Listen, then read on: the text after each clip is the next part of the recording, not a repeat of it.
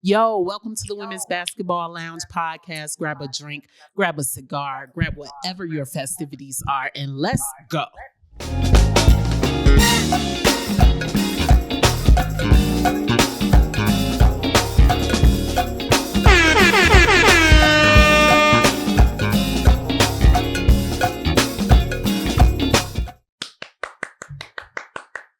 Nick, Ooh, what's up? What's happening? What's happening? How you Man, been? I've been good. What you been up to? Trying to get summertime fun. Getting ready for this feel you. WNBA season. Trying to be outside. No, Nah, let me feel you hush. on that. I feel you. What's on that. I've happening been in with the gym you? myself. Been in the gym Okay. myself. Also summertime, trying to get summertime fine. But yeah, and then also been having some really cool shows over the past couple of weeks. So I've been super busy, but shout out to Cineverse TV. Shout out to Tabloid, who is gonna be coming on the Unsolicited Advice show.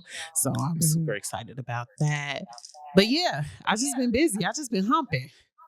Man, you've been hella busy. Like, I feel like you cheating on me, because you're so popular, and it's just a little old Mimi Green, here on the Women's Basketball Podcast. Now you're on like 50 podcasts, but I love you and I love doing this. Like, this is my favorite thing. So, but also, Miss Tabloid also wants to come to this show. So we're going to get her on. She's a renowned comedian, just like crazy funny. So I'm excited to get her on.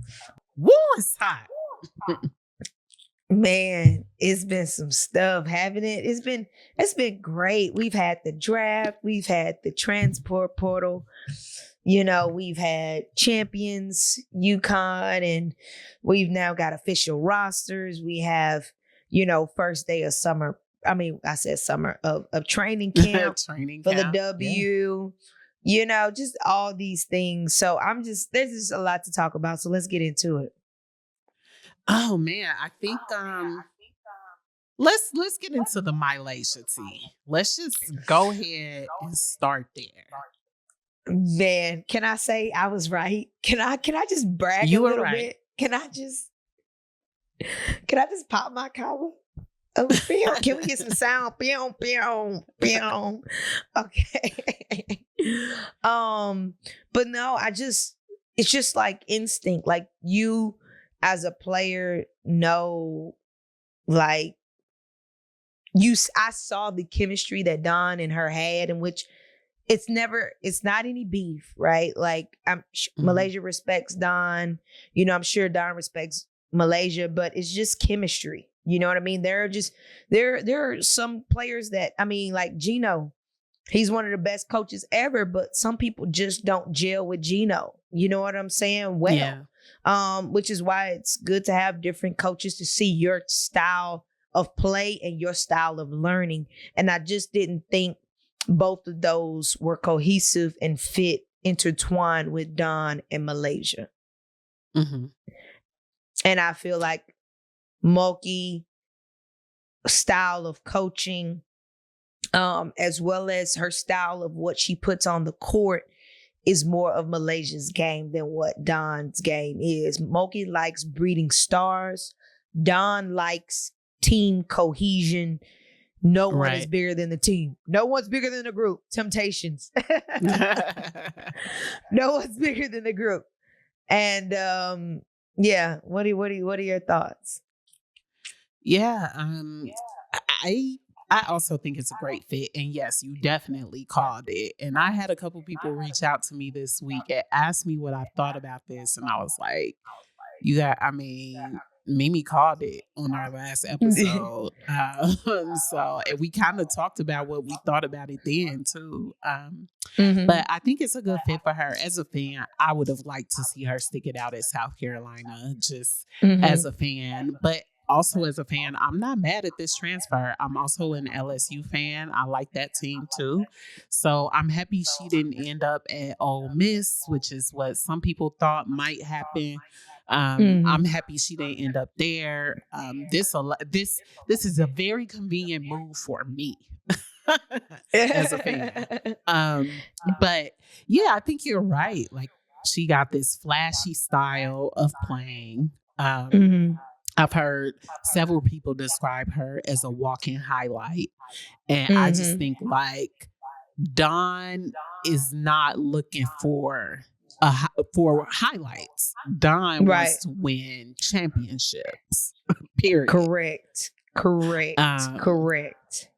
And I think Kim Mulkey is different. I think Kim Mulkey also wants to win championships. But I think Kim Mulkey gets excited more about the highlights as well. Like, meaning, like, not that she cares more about that than the championship, but I think she gets excited about the highlights too. So I hope it's a good fit for her. To your point, like, sometimes people don't mesh with different leadership styles. So I hope that she gets what she thought she was getting with Kim Mulkey and vice versa, and that's a good fit, and she finishes her college career there. Well, here's where I get messy. Number one, I really hope, like, good basketball vibes to MiLaysia. I hope that this is not a Hailey Van Lith situation where she's just 1 year and done and is in a transfer portal again and looking for another home. I hope that she plays the next 2 years for LSU and sticks it out. You know what I mean? Because she's so monumental. She's such a star. I don't want that to happen. But I did, on a second note, I sent you a meme right before we shot this. It was so funny. It had MiLaysia's picture on it, and it said going from daycare I'm gonna put it on the screen too. Yeah. Going from daycare to college. Like, that was so hilarious. Like, because Dawn's considered the Dawn daycare. You know what I mean? Yeah. And so LSU fans are throwing shade. And it's already starting. Y'all know LSU brings the best memes, the entertainment, all that. So I just can't wait for the fun, the jokes, the messiness, that we love about the women's game and all that comes with MiLaysia transferring. It's going to be great when they go up against each other in the SEC for the first time next year. I just can't wait. I wonder where they play first. Like, do they play South Carolina at South Carolina or LSU first? But yeah. That's gonna be lit. And speaking of, it was cute when Michaela Williams FaceTimed MiLaysia. Did you see that? I did see that. They FaceTimed each other. MiLaysia was in the gym. I'm like, she definitely making a statement. Like, I'm in the gym as we speak. Right. So yeah, I can't wait. And just that guard game. Can we speak about the guard game? Like, between Flage, Michaela, and MiLaysia, like, that guard game is gonna be sick. And then MiLaysia, I feel like she's an underrated 3-point shooter. Like, I really feel like she's an underrated 3-point shooter. I feel like MiLaysia can shoot the three way better than, what she's been doing and what people have given her credit for. So all these guards are quick, can attack the basket, and just resilient. So, I mean, them three, all Kim Mulkey needs to do is just go find a great post that can be a dog to rebound for them, and they good to go. Yeah, I agree. I haven't really I never really paid attention to MiLaysia as a 3-point shooter. Really? She does so many things well. And I think what I think about her more is, like, her ISO and getting to the basket, basically. But yeah, I mean, I think you make a good point. Like, I feel like MiLaysia has a lot of things that she can hone in on. A lot of opportunities to become great. I feel like right now it's almost it's giving jack of all trades. And I think what LSU is going to need from her is to become a master of some of these things. And I hope that that's what the next 2 years of her college career is about, like mastering these things. Like, okay, I see what you're trying to do on the assist. How do you get tighter? You know what I mean? I see what you're trying to do on the moves and like, but how do you make it tighter? And I think that's what LSU is going to need from her. So to a certain extent, I think, you know, there's going to be a certain level of maturity that she's going to have to bring to that table regardless. Man. Like, yeah. you leaving Don, but you know what I mean? That team do you have still the needs that maturity from you. Yeah. But also it gives an opportunity, like if you put MiLaysia at the point guard position, she's attacking, that frees up Michaela to be a shooting guard. Because Michaela is a shooting guard. She's not really a point guard. She wants to shoot the three. And that frees up Flau'jae to kind of be a Madison Booker. You know, that Madison Booker for UT. Flau'jae has a mean mid-range. You know, but she kind of had to do a little of everything. And now both of these two guards could just focus on their craft of what they're going to be in the W, right? And just kind of concentrate on their roles. And so everybody concentrating on their own roles, that's gonna give them a lot of rest and a lot of, you know, they're not going to have to overdo everything, in which they're going to have even more energy in the game and going to be tougher to guard because Michaela don't have to bring the ball up, right? Or Flau'jae don't have to bring the ball up. Like MiLaysia got it. You know what I'm saying? And she knows how to push. Like MiLaysia knows how to push. So their transition gonna be sick. I can't wait. What do you think about the energy between her and Flau'jae? Do we think that's an instant vibe, or is it something that's going to have to be, and I'm talking on the court, because I'm pretty sure off the court they're probably great, but on the court, what do you think we should expect to see a little bit in terms of their chemistry? Yeah, I feel like MiLaysia's been holding back her cockiness. I'm going to just go ahead and say it. Like, I feel like MiLaysia wants to be that Shedeur Sanders, like, you know what I'm saying? But Don kept her humble. Sanders got traded in the 5th round. Drafted, draft. Yeah. Right. Drafted, not traded. Sorry. Yeah. But needless to say, like Flau'jae is that guard that's gonna be like, let's go. Like she gonna hype you up. Yeah. You know what I'm saying? Like she gonna be like, you did that shit. Like what did you talk about? Like, let's go. Like you seen Flau'jae with Kim Mulkey. Like she was like, you know, jumping up and down with Kim Mulkey. Like, and I feel like that's what MiLaysia's craving, that come out of shell, that team support. Like, you know, like, yes, South Carolina supported MiLaysia. Is not what I'm saying. Like, but I feel like MiLaysia want to be a little more ratchet. Can we get real? MiLaysia want to be a little more ratchet with it. She want to be a little more active. She want to be a little more active. Okay. We want to. No, I mean, I'm saying, like, she want to be a little more. She want to be a little more hype, a little more. Don has a brand. That's what it is. Don's brand does not work with that. Kim Mulkey's brand works with that. So it's not even a question of like, did she leave one situation for a worse situation or bad? Like, no, I don't think she did. I think it's an issue of like coaching style and branding. Like Don ain't with that. Like she want her team to behave a certain way, have a certain demeanor. Kim Mulkey is like, yeah, we all active. We all active over here. Right. Isn't it crazy though, if you compare Don and Kim? Like, can we get a little racial? A little bit? Let's do it. It's not like we had on this show before with these two right. Right. We're always comparing these two people. Like, the Caucasian coach, you know, kind of allows more leniency towards Black culture. But the African American coach don't play, she's less lenient when it comes to some Black culture things, some active and mixed word things. You know what I'm saying? And it just makes me think about the coach I am to this day. Is I am that Don. And I don't allow my African American kids to do certain things because of representation.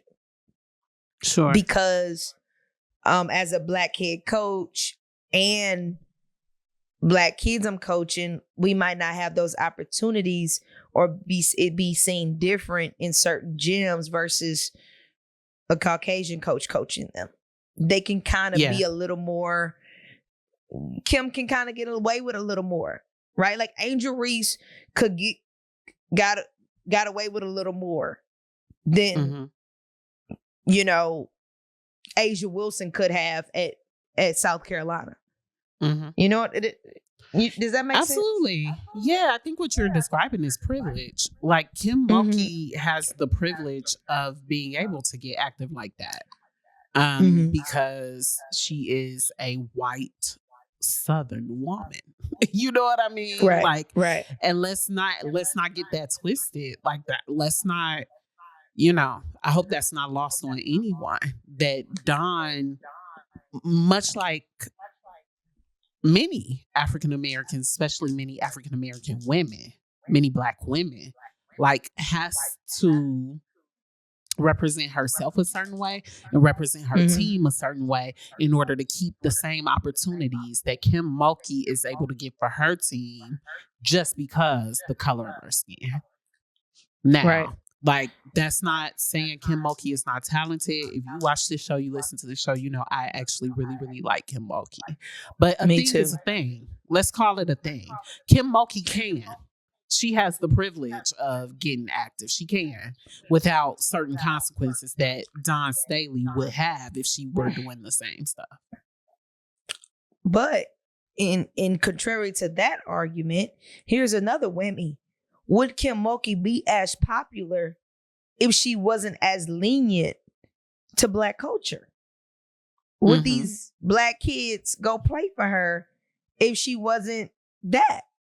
Or would she be a Oklahoma coach? Would she be a Texas Tech coach? Would she be Vic Schaefer, you know, at Texas? Like, would she be another, you know what I'm saying? Like, yeah. And contrary, it's a good question. Caucasian but I don't think coaches. I don't think. Yeah, my bad. Finish your thought. I didn't mean to step on your toes. You're fine.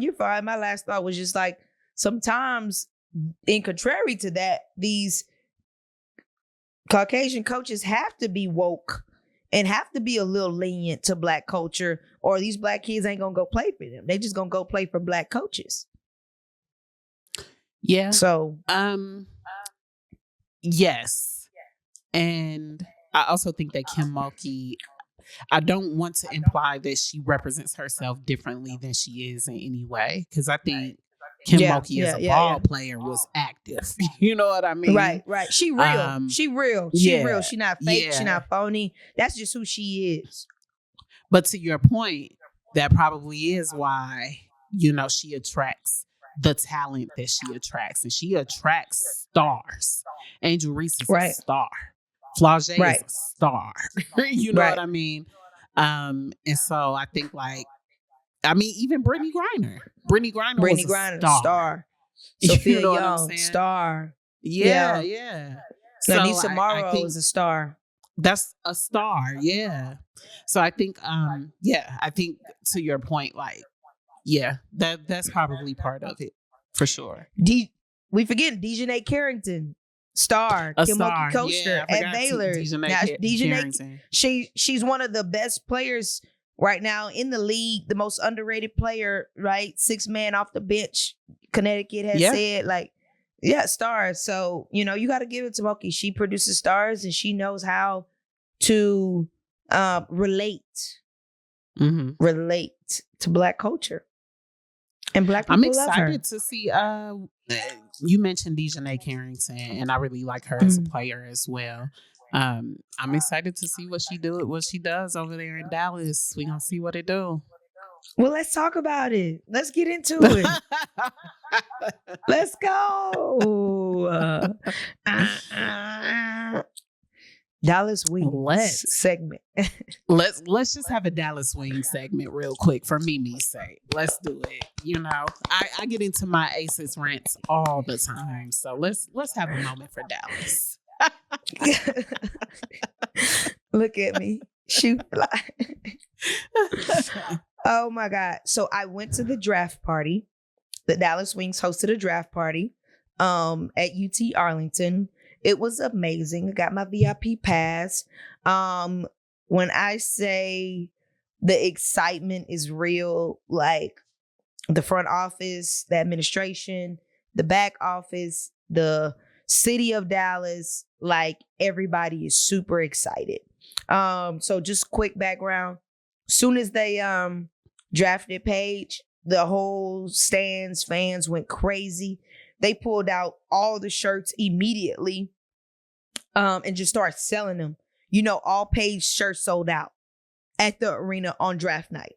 Like all the ones that they printed out. And when I tell you they was $50 a shirt, they was $50 a freaking shirt. I got one. $50 a shirt. Like it's crazy. Yeah. Like, and it wasn't even like the shirts wasn't all that, right? Like, but dang, I paid for my shirt. I just saw the prices of Beyonce's merch on the Cowboy Carter tour, which just started. $75 for a t-shirt. You have got to be shitting me. I'ma pay it. I ain't gonna Go do another show. Go do an extra show. But go yeah. do overtime. And then I went to the city of Dallas, hosted a press conference. They've never done this, right? Hosted a press conference to welcome all the Dallas Wings new draft picks to Dallas, but really it was about Paige. They gave them custom made Allen boots, cowboy hats, like white cream cowboy hats. Paige put hers on backwards, so you know she's not a country girl, so we got to get her accustomed to this. She got box seats to the Kendrick Lamar concert this past weekend. Like all of them were in a suite. Like the Paige, like she's been welcomed. Like the whole City Hall, they shut City Hall down for them to have the press conference. Like it was crazy. Nobody was working that day in City Hall. So just the support. And then the mayor was there, gave a proclamation, all this stuff. And then they talking about how much they're going to be invested in them. A $270 million new facility in Dallas, not in Arlington, that they're building for the Wings. And it should be up within the next 2 years. Like Paige ain't going nowhere. I want y'all to know that. She is not, they not pulling a Luka. They not pulling a Luka. Paige ain't going no. Paige will be in the city of Dallas forever. Okay. One thing I want to call out, because we called it on this show. Well, I called it on this show, and I don't know if we circled back once we got that confirmation, but they did move the Dallas and Indiana game for this season to, is it American Airlines Arena? American Airlines, where Dallas Mavericks play. Yeah, so they did. So yeah, that one episode we talked about it, and I was like, maybe they were trying to wait because they didn't move it last year. Maybe they were trying to wait until they had Caitlin and Paige. And sure enough, like they moved it, so that's gonna be exciting too. Yeah, you definitely called it. Shout out to Mick. She called it. We calling stuff. We, you know.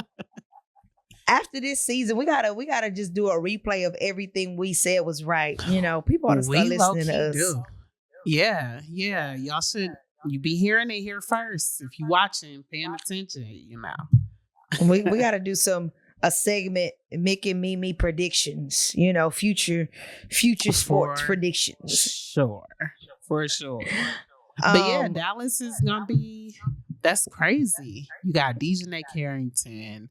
I think so much focus has been put on Paige going to Dallas that I feel like the rest of the roster has gotten a little lost. Like Dallas has some depth this year. We lit. Like I'm more excited. I think I'm most excited about like the most underrated player, Isaiah James.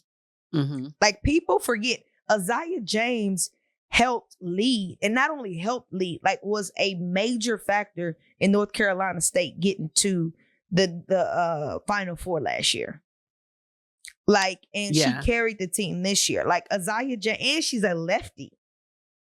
Like a lefty point guard. Like, and she's coming in as Paige's backup. Like you have a star player coming in as a backup to Paige. Like, we not losing nothing.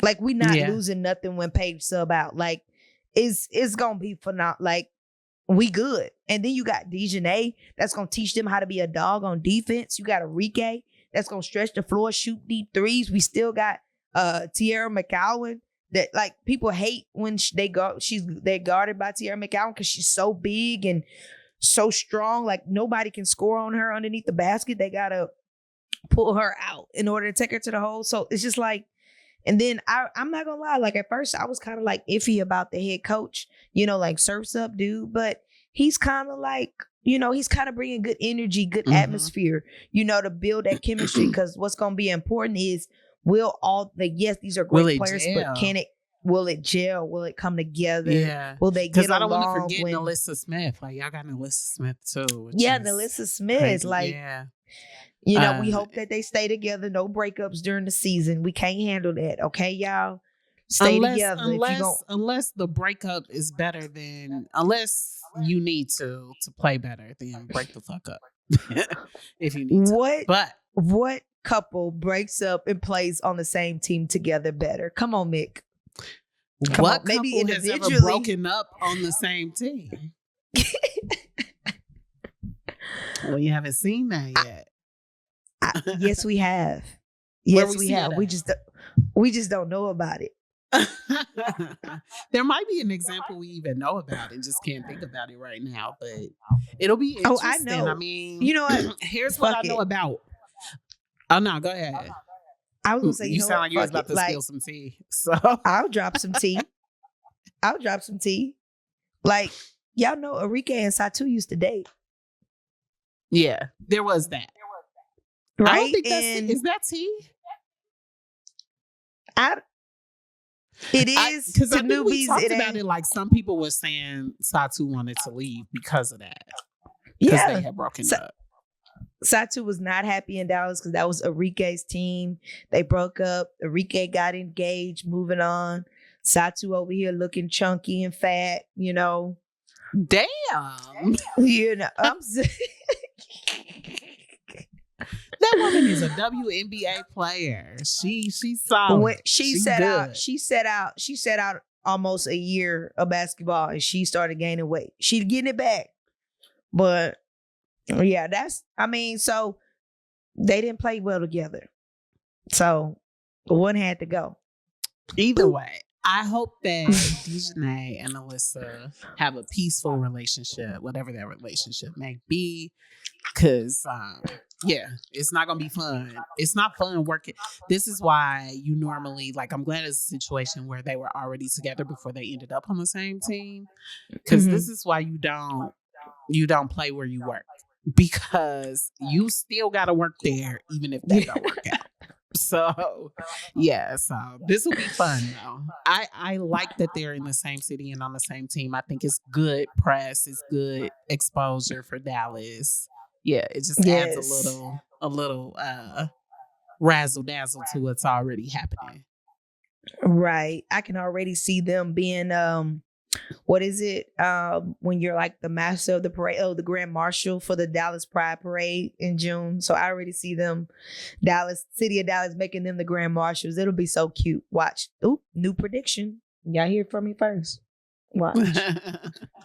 I heard an interesting take on the game of basketball in general, where someone was saying that the game of basketball, of women's basketball, is moving to more positionless play, meaning like the bigs won't be as important. Like, having a big center won't be as important, but rather having a stretch four will be more beneficial. And I just wanted to know, like, from a coach's perspective, like, what do you think about that? You think that's accurate? Do you think like people are going to be moving away from a 6'7" center.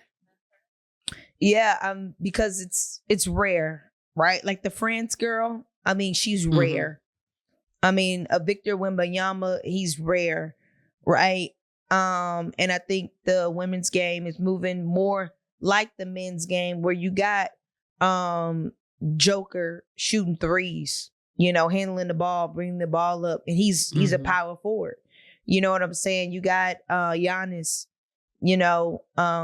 being able to, Kevin Durant changed everything. I feel like the Kevin Durant era changed everything, and has made posts step out. Like I coach high school kids, and my posts, the first thing they doing when they go in the gym, and I freaking hate it, is they're shooting threes, trying to compete with my damn guards instead of banging underneath the basket. You know what I'm saying? And then it's also the game dynamic is becoming faster play. Like the game is not, hey, let's pass it around the perimeter. Let's look inside, and let's get a layup. No, it's like, I read a study that I went to, and I'm actually wearing their shirt, the Women's Basketball Coaches Association. They have a conference every Final Four. It's where all the college coaches get together. And 70% of the women's basketball game is fast breaks, transition. 70%. And what's considered transition is a shot going up within one or two passes in a half, like transition. And so if it's being transitioned, them posts got to learn to run, right? Them posts got to kind of learn to adjust and not just be rebounders, get the ball to the guards wait on the post to get down the court. No, you got to be able to play with them guards and run with them guards. So them posts got to have a different body type. They got to be quicker. They got to be able to spread out the floor, get them wide, all those things. So yes, I do think the game is changing, but I still think you're gonna need that big power forward on every, like a championship team, right? Like, I'm not saying a good team, a great team is going to need that power forward. Like New York wouldn't have won without JJ, right? It's just point blank simple. Period. Agreed. Right? Dawn Staley did not win the championship because she did not have that strong post. Sarah Strong, UConn won the championship because they had a strong post. Sarah Strong, Lauren Betts, UCLA went undefeated, had the best record, not because of the guards, because they had a strong, dominant post. So I still think that is present. Are we stretching that 4 position? Yes. We are stretching that 4 position, but that 5 is still there. I feel like that 5 is still going to be there, and which is why the Aces have a problem, because they keep putting Asia at the 5, in which they need Asia at the 4 to stretch the floor and put somebody else, a big dominant post at the 5 to get rebounds and stuff. So Aces, that's a different topic, but I just wanted to point that out. Because for sure. I think we definitely have a big problem over there, meaning like a problem in the big section. But I got faith in Megan Gustafson. I don't think we've seen I don't think we've seen her completely peak yet. I think she's got a lot to develop, and I'm interested to see how she comes this year. Because what I'm hoping for is Megan comes through swinging and dominating a little bit more. Even if she come through and she dominate, if she's 15% better than she was last year, good enough, because that allows Asia to do what you mentioned, right? Because what's the other light-skinned girl name? Kia Stokes, who Kia Stokes ain't big enough to me. She's taller than Asia. She's tall, but she's not big enough. Like, she's tall, but she's not big enough to look at JJ.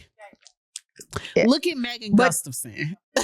but that goes to my point that Becky Hammond been playing Asia at the 5, Asia Wilson at the 5, which makes the Aces really small, which is why JJ and New York was able to dominate, because you got JJ and Breanna Stewart, and Breanna Stewart is the same size as Asia, just maybe even a little taller. So so Asia's a 4. She's not a 5. You know what I'm saying? So, no, she's definitely a 4. I don't like her playing the 5. Not that she can't. Obviously, she can, and she did well. Like they won a Right. championship with her playing the 4 and the 5, but two of them. But Right. I do think that like we have to start being respectful of the fact that she's not gonna be young forever. Like you gotta put some help around her. And I do think it's important to do that in the beginning. I'm hoping that because we don't want her to be tired at the end. So Right. my concern is that Asia Wilson stay healthy. That's my Yeah. biggest concern. She will if so she's at the 4, not at the 5 getting beat that's up. what I'm saying. Like, let's keep her healthy. So I'm hoping Meg come through, swing some arms, throw some balls, Yeah. and get us through there. Yeah. But Kia Stokes is a totally different story. But to answer your question, to go back, you got, in the W right now, you got post players like Camila Cardosa that just freaking dominate. You got the new French chick coming in dominate. You still got Brittany Griner, coming in dominating. Like you got JJ, and JJ can stretch the floor, but she's a tall beast. You know what I mean? And it's just more tall beasts that are still in this game. So I feel like that 5 position, it's not going anywhere at all. You got Lauren Betts coming into the league next year. You know what I'm saying? And you got more tall players. So we stretching the 4 though. I'll say that. So the next thing I wanted to talk about was the Valkyries roster. Because I feel like we talked about some of the other teams recently. And I was saying, like, it's hard for me to place the Valkyries because, I haven't gotten their roster in my head yet.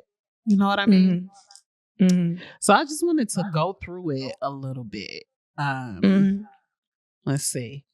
All right. So, and this is in training camp right now. We know all these people will not make the roster, but this is what they have in training camp. For those who don't know, the Valkyries it's their inaugural season, and they are the Golden State Valkyries.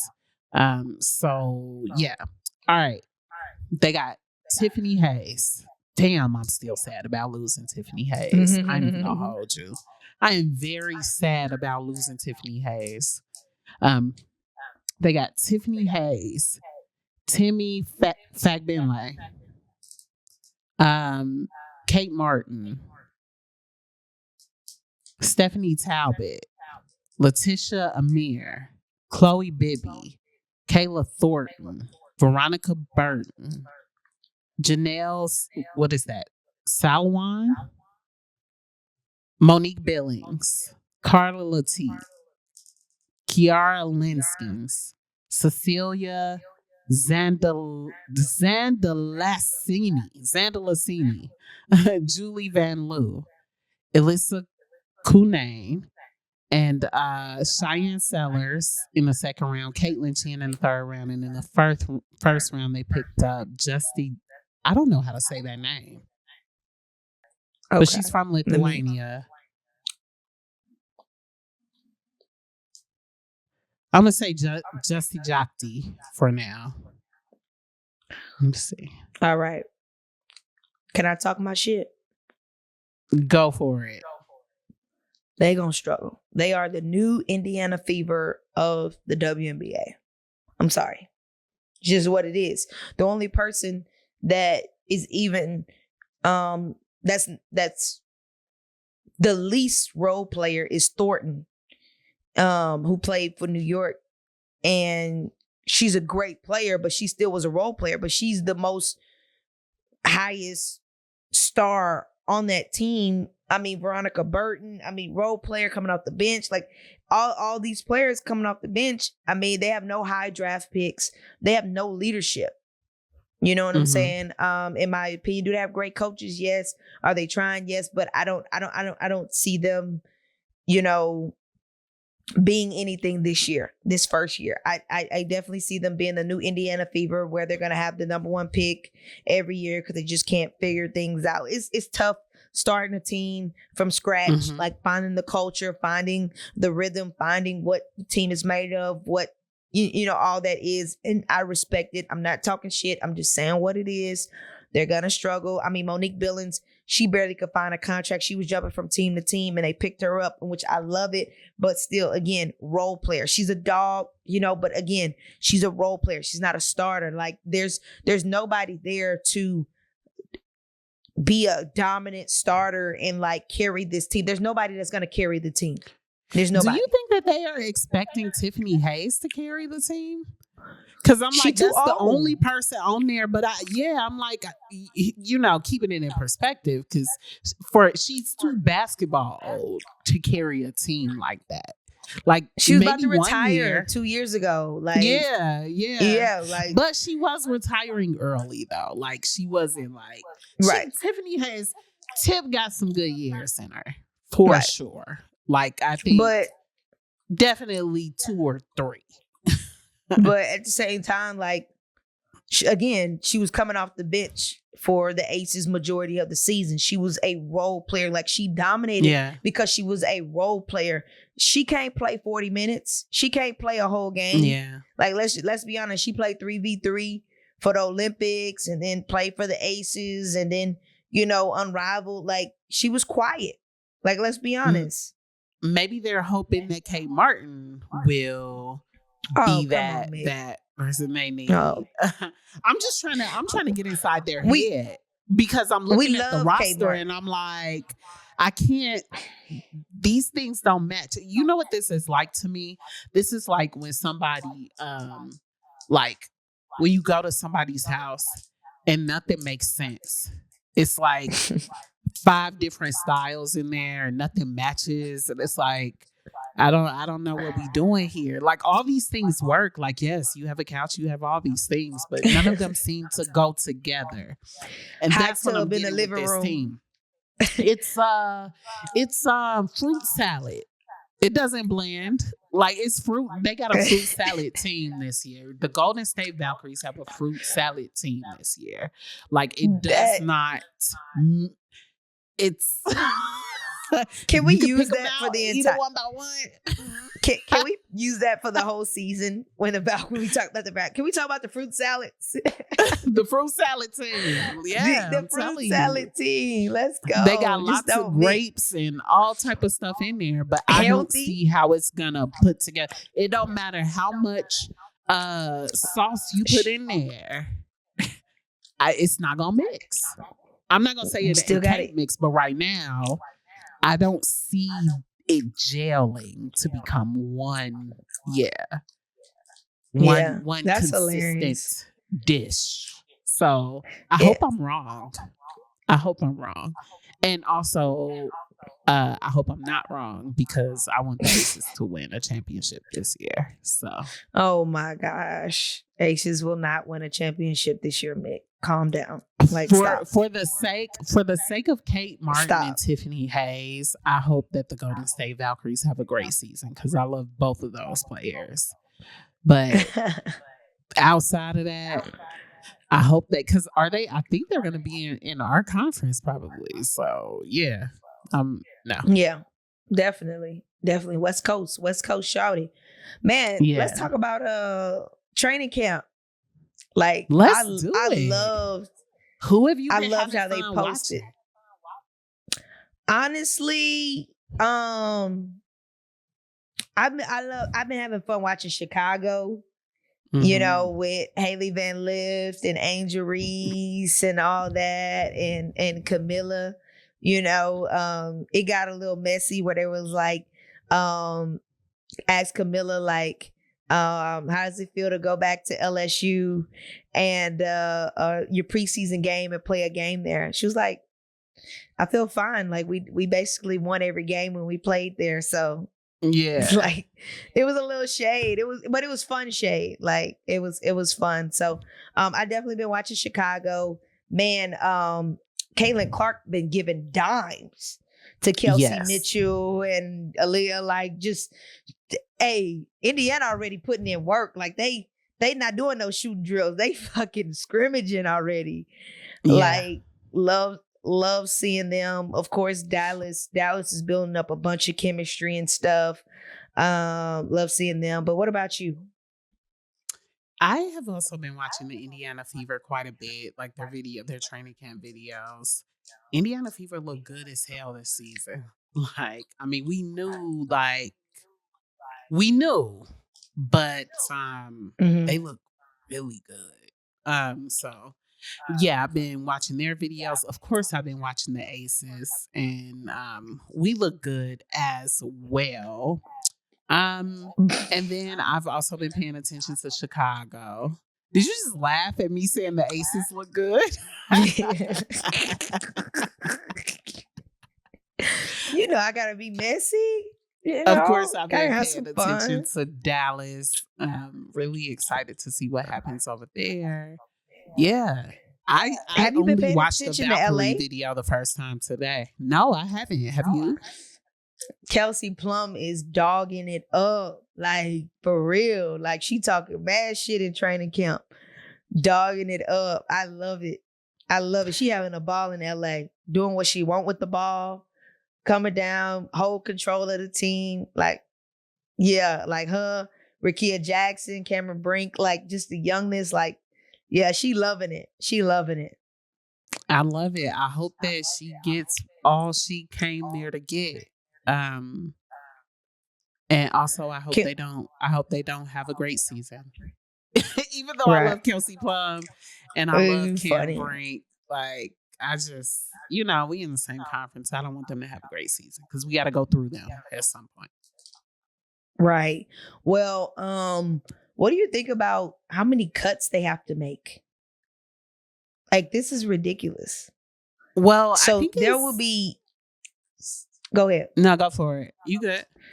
There will be 73 people not make a team. So there's like 226, I'm giving that rough estimate, players at training camp right now. Only 156 players can make a roster. So it's definitely going to be sad to see 73 people get eliminated. You know what 73 people means? I mean, there's 12 to 15 people on a team. I mean, let's just say 15 people on a team. I mean, that's 4 teams. Some teams only 12, 11 or 12. That's 4 teams. That's 4 teams we could have in the WNBA right now. Mm-hmm. And needs to say, other people hadn't even been picked up. Like Kennedy Carter, who's a dog, who's a fucking dog, who I think is being blackballed out the WNBA, like Colin Kaepernick and what happened to Shedeur. Crazy. She don't have a fucking contract. I really Get the hope fuck out of somebody here. picks her up. I hope it's us, frankly. No, she signed. I would love to have Kennedy Carter. I saw today she signed with like a Mexican league or something. Like she playing for a whole nother team. But I mean, obviously you would like drop that contract for a WNBA contract easily. But she been playing. She played overseas this summer, all that. But why don't people mess with her? Maybe there's something off court that we don't know about. Well, it's people mess with it. Go ahead. No, I was just gonna say, I mean, it's possible just that, she's, for whatever reason, there's just not a place for her specific offering, but that's crazy because that's a bucket. Like she gonna go get it, she gonna hype the team up.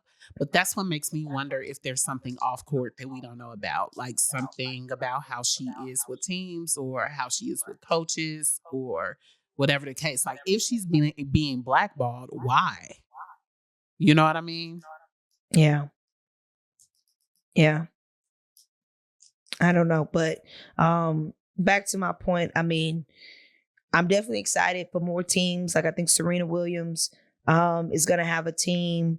I think Detroit's going to have a team. Philly, Toronto. I'm definitely praying for Houston. Right? Pray for Houston. Pray for them Houston Comets to come back. Play them Houston Comets, whoop the Aces ass. Hey, everybody wants some of us this. I'm riding hard for my Aces this year because everybody want us to lose. So But bad. But let me tell I you love about the these. Aces. The odds are the current odds are this. Now, if anybody who bets, you know that the odds that come out of Vegas are the odds, right? The odds of winning the NBA champion or the WNBA championship right now are New York at number 1 and Las Vegas Aces at number 2. Let's not forget, okay? I know New York got one on us. You know what I mean? But let's not forget, okay? Oh man. Yes, ma'am. Yes, ma'am. Respect. Salute. Salute. Respect. But let's end on a good note. Like I'm excited about these preseason games at these colleges, universities, and everything. Like Chicago Sky is going back to LSU. Indiana Fever is going to Iowa because of Caitlin Clark. Like Dallas Wings is playing the Aces at Notre Dame because of Enrique. Like and so because of Enrique, Jewel Lloyd, and Jewel Jackie Lloyd. Young. Yeah, and Jackie Young. Yeah. So just all that. So I'm definitely excited for these preseason games. I'm gonna be a fan of a fan, but you know, this is gonna go get your contract. Go get your contract. These preseason games is not like the NBA where, you know, or like NFL where the scrubs just play. You know what I'm saying? No. And people fighting for a contract. So, and that's what I Yeah. love about the W is it's still at its purest form. Like there is no, maybe like sometimes we don't need too many teams so that you still fight for a contract, that you still have that competitiveness in the game that the NBA does not have or is losing every year as we speak. You know what I'm saying? So definitely although the looking forward NBA playoffs have been spicy, like I haven't had this much fun watching the NBA in a long time. So yeah, I just want to put that out there. The playoffs been spicy this year. Every time I watch an NBA playoff game, it's been a blowout. I think the Lakers got blown out. When I watched them, the Houston Rockets got blown out. Oh, you've been watching. So, you've been watching the rest. You've been watching the Cavaliers because that Denver and Cavaliers that just Denver blew out Clippers Miami. Crazy. That was random. Oh, the Denver okay. I guess I'm Clippers watching game the was wrong good. scene. The night before that, Golden State and Houston was an amazing game, very spicy.